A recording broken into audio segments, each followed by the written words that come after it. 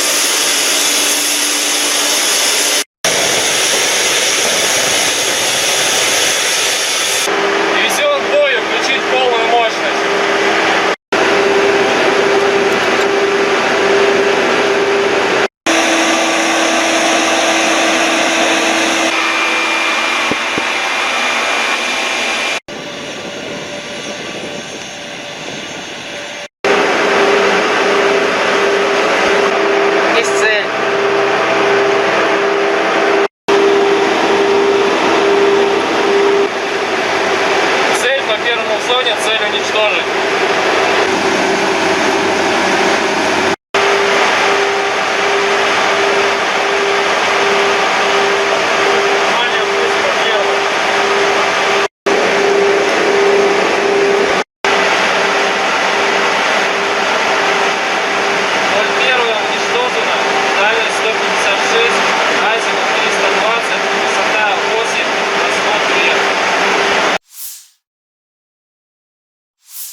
Letnan Jenderal Igor Konasenkov, juru bicara Kementerian Pertahanan Federasi Rusia, tanggal 10 Juli mengatakan secara total, angkatan bersenjata Ukraina kehilangan 453 pesawat, 241 helikopter, 4.956 kendaraan udara tak berawak, 426 sistem rudal pertahanan udara, 10.615 tank dan kendaraan tempur lapis baja lainnya. Juga 1.137 kendaraan tempur yang dilengkapi dengan MLRS, 5.399 meriam dan mortir artileri lapangan, serta 11.565 kendaraan bermotor militer khusus telah dihancurkan selama operasi militer khusus berlangsung 502 hari lalu. Staf Umum Angkatan Bersenjata Ukraina melaporkan tanggal 10 Juli bahwa Rusia telah kehilangan 234.480 tentara di Ukraina sejak awal invasi skala penuh tanggal 24 Februari tahun 2022. Jumlah ini termasuk 440 korban yang diderita pasukan Rusia selama beberapa hari terakhir. Menurut laporan itu, Rusia juga kehilangan 4.085 tank, 7.966 kendaraan tempur lapis baja, 6.937 kendaraan dan tangki bahan bakar, 4.371 sistem artileri, 668 sistem peluncuran roket ganda, 414 sistem pertahanan udara, 315 pesawat terbang, 309 helikopter, 3.686 drone, dan 18 kapal.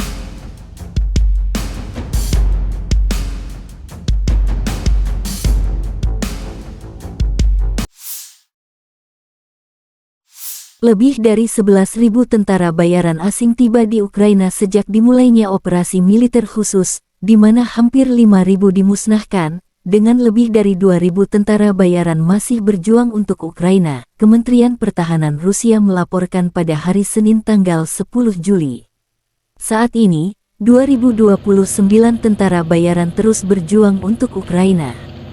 Menurut informasi yang diperoleh dari tawanan perang Ukraina selama interogasi, Komandan pasukan Ukraina yang terlibat dalam operasi di sepanjang garis pertempuran tidak dituntut atas kerugian di antara tentara bayaran asing, kata kementerian tersebut. Secara total, sejak tanggal 24 Februari tahun 2022, 11.675 tentara bayaran asing dari 84 negara secara resmi tiba di Ukraina untuk berpartisipasi dalam operasi tempur di pihak Ukraina.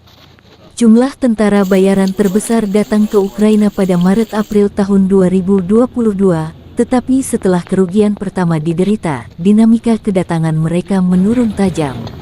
Kelompok yang paling banyak berasal dari Polandia, lebih dari 2.600 orang, Amerika Serikat dan Kanada, 900 orang atau lebih, Georgia, lebih dari 800 orang, Inggris dan Rumania, masing-masing 700 orang atau lebih, Kroasia, lebih dari 300 orang, serta dari Prancis dan bagian Suriah yang dikuasai Turki, masing-masing 200 orang atau lebih.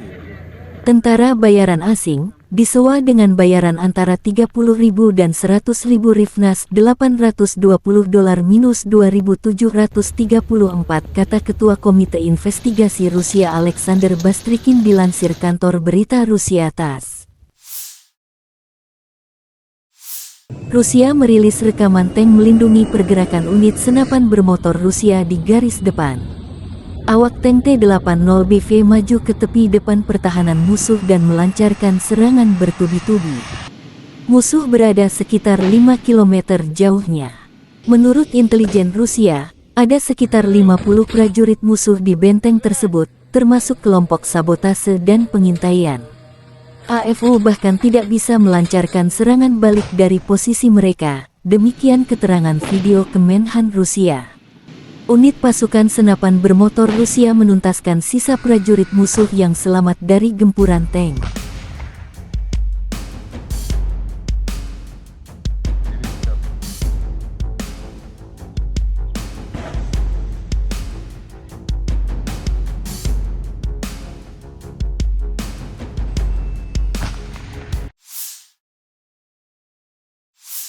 Sepasang pesawat serang darat Su-25SM menghancurkan prajurit angkatan bersenjata Ukraina dan area konsentrasi perangkat keras di arah Krasny Liman. Pilot memasuki jalur pertempuran dengan kecepatan sekitar 900 km per jam dan meluncurkan serangan rudal menggunakan proyektil peledak tinggi 122 mm S-13OF terhadap tenaga musuh dan area konsentrasi perangkat keras. Demikian keterangan video Kemenhan Rusia. Su-25SM adalah pesawat dukungan udara jarak dekat yang dikembangkan Uni Soviet Rusia. Ini adalah varian yang ditingkatkan dari pesawat serang darat Su-25, Frogfoot, asli, yang diperkenalkan pada akhir 1970-an.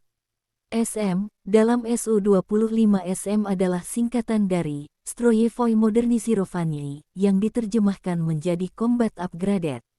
Dengan peran utamanya sebagai pesawat pendukung udara jarak dekat, Su-25SM dirancang untuk memberikan dukungan langsung kepada pasukan darat dengan menyerang sasaran musuh, seperti kendaraan lapis baja, benteng pertahanan, dan posisi infanteri.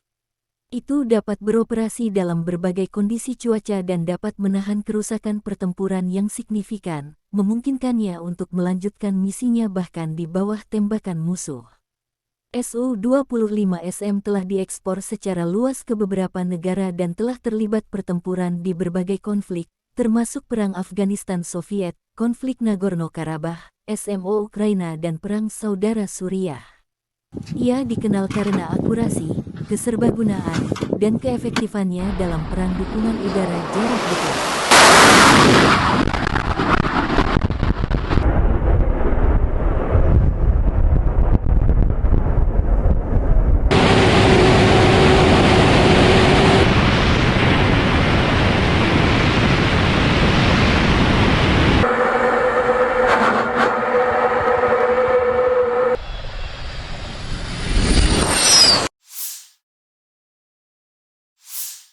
Angkatan bersenjata Ukraina menunjukkan cuplikan langit di wilayah Bakhmut diawasi oleh pejuang anti pesawat sepanjang waktu. Dalam hal ini, militer meyakinkan penting untuk memiliki pendengaran dan penglihatan yang baik. Lagi pula, di antara meriam ledakan dan tembakan, penting untuk mendeteksi drone musuh. Komandan Kompleks Rudal Anti Pesawat STRELA-10 dengan tanda panggil, roket, bercanda bahwa bagi mereka tembakan musuh bukanlah alasan untuk berlindung. Sebaliknya, itu adalah sinyal bahwa sudah waktunya untuk bekerja, tulis video resmi dari komunikasi strategis kantor Panglima Angkatan Bersenjata Україна. Він з побратимами за період роботи в районі Бахмута збили понад 30 таких цілей. Радость, то что эти сволочи не смогут корректировать огонь, потому что они вот улетают и корректируют там, куда там насыпать. И если мы сбили, значит мы там сохранили жизни. Стріла-10, на якій працює Юрій, хоч і стара установка, але дієва. Ось тут я працюю, ось пульт оператора, за допомогою якого я навожу на ціль та роблю пуск. Ось тут трохи вище візир, який показує, як марка захвачує ціль. На місці оператора, людини, яка фіксує цілі і здійснює постріли, відчуваєш себе ніби за пультом управління якогось галактичного шатлу з футуристичних фільмів. Тут різні кнопочки, важелі і навіть фільтр неба, щоб оператору було зручніше бачити свою ціль у різний час доби і погоду.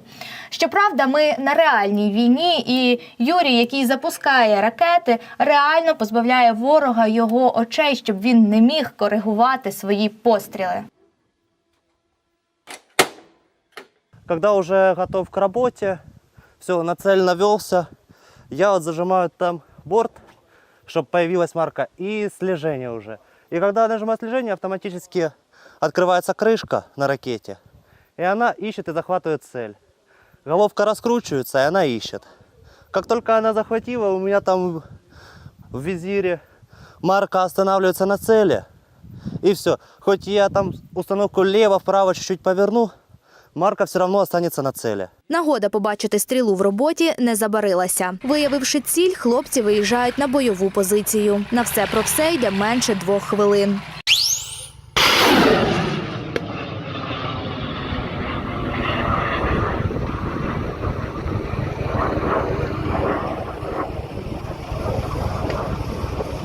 Есть! Ціль знищено, але полювання на дрони триває. Kolonel Jenderal Oleksandr Seresky, Kepala Staf Angkatan Darat Ukraina menunjukkan cuplikan penghancuran peralatan musuh ke arah Bakhmut. Para pejuang membakar pikap musuh dengan personel Rusia dan amunisi dari Stupni P. Dan kemudian, di posisi lain, para prajurit melihat MTLB musuh dan juga mengubahnya menjadi asap. Itu adalah hadiah yang bagus dari prajurit untuk komandan unit yang merayakan ulang tahunnya sehari sebelumnya, kata Seresky di saluran Telegram resminya.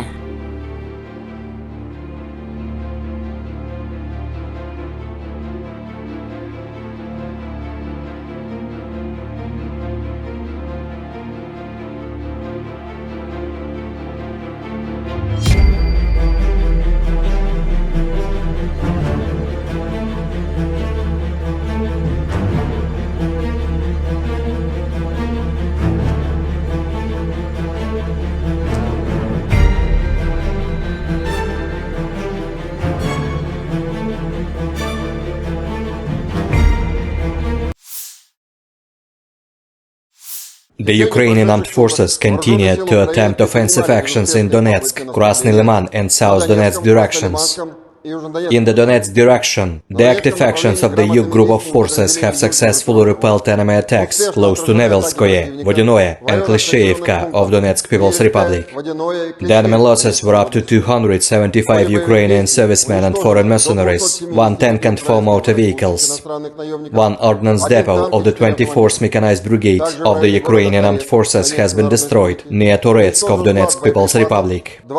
In the Krasny Liman direction, as a result of active actions by units of the Center Group of Forces, aviation and artillery, manpower and military equipment of the 21st, 63rd and 67th Mechanized Brigades of the Ukrainian Armed Forces have been hit near Yampolovka, Torskoye of Donetsk People's Republic and Kuzmino of Lugansk People's Republic.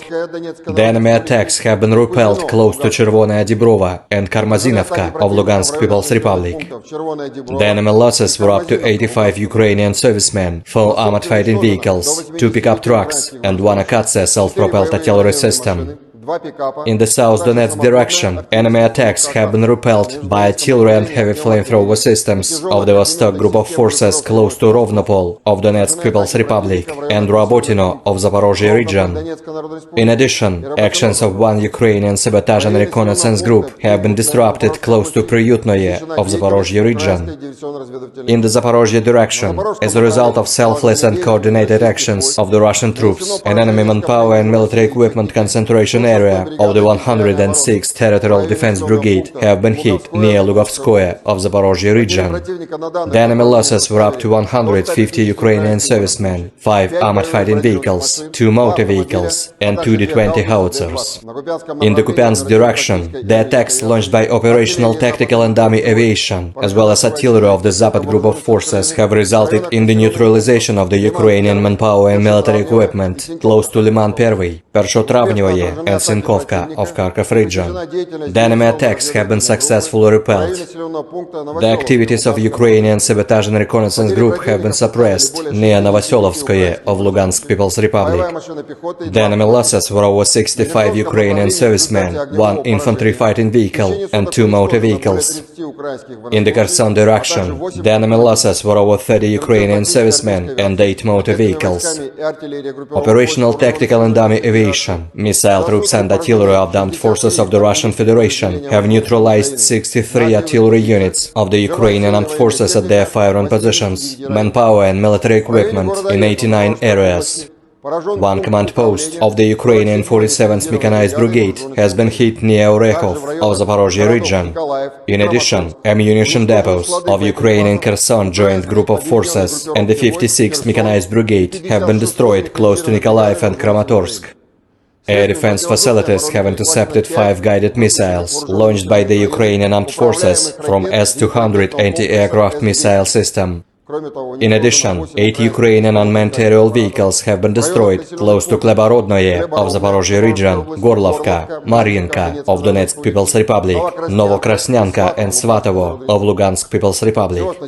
In total, 453 airplanes, 241 helicopters, 956 unmanned aerial vehicles, 426 air defense missile systems, 10,615 tanks and other armored combat vehicles, 1,137 fighting vehicles equipped with MRLS, 5,399 field artillery cannons and mortars, as well as 11,565 units of special military equipment have been destroyed during the special military operation.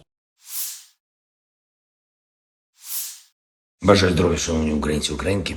Отже, Україна напередодні Вільнюсу, саміту НАТО, який може стати саме таким, який потрібен і нашій державі, і всьому Альянсу. В глобальній безпеці надзвичайно активно працюємо цими днями, ще активніше, ніж будь-коли, і хоч ця робота майже на 100% зараз за лаштунками її значення не менше, ніж будь-якої публічної роботи. Все розуміють, кожен лідер, кожна держава, навіть якщо озвучуються різні позиції, все ж очевидно, що Україна заслуговує бути в Альянсі. Не зараз війна, але нам потрібен чіткий сигнал. І сигнал потрібен саме зараз. Я вдячний усім лідерам кожній країні, які саме так і говорять, і які ухвалили відповідні спільні декларації та заяви з Україною щодо нашої інтеграції. Більшість альянсу чітко за нас, сміливість українських героїв відтерла від пилу історії всі цінності, заради захисту яких і було створено НАТО. Саме український східний кордон, кордон нашої держави, позиції наших воїнів – це та межа, яку більше ніколи не перейти російській диктатурі, що в різних формах, але завжди намагалась підкорити народи Європи. Від України залежить безпекова реальність тут, на східному фланзі НАТО, коли ми подавали заявку на вступ в НАТО. Ми говорили відверто, де-факто Україна вже в Альянсі. Наша зброя – це зброя Альянсу. Наші цінності – це те, у що вірить Альянс, а наш захист – це саме той елемент формули Європи, який робить її об'єднаною, вільною та у мирі. Вільнюс має все це підтвердити.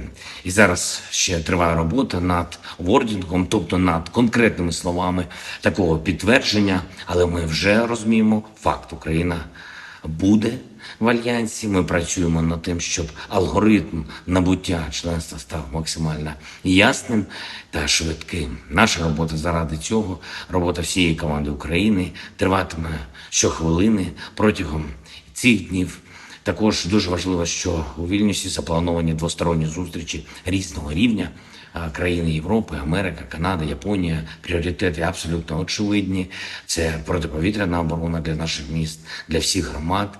На всій території країни ми працюємо над створенням повноцінного повітряного щита. Це також зброя для фронту. Будуть у Вільнюсі переговори і щодо цього. Звичайно, ми будемо говорити і про інші аспекти захисту життя та нашої спільної безпеки. Я впевнений, що для наших воїнів можуть бути хороші збройні новини з Вільнюсу. Окрема передова. Завтра, у день початку саміту, який тепер немислимий без України, буде вже 503-й день повномасштабної війни.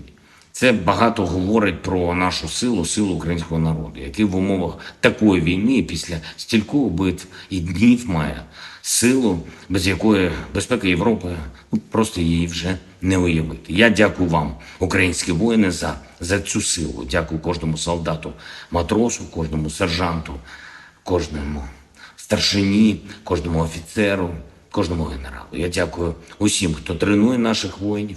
Дякую кожному волонтеру, лікарям, які допомагають після поранень. Дякую усім нашим людям, які працюють заради української сили, української перемоги. Це честь для мене представляти таких людей і таку Україну. Слава Україні!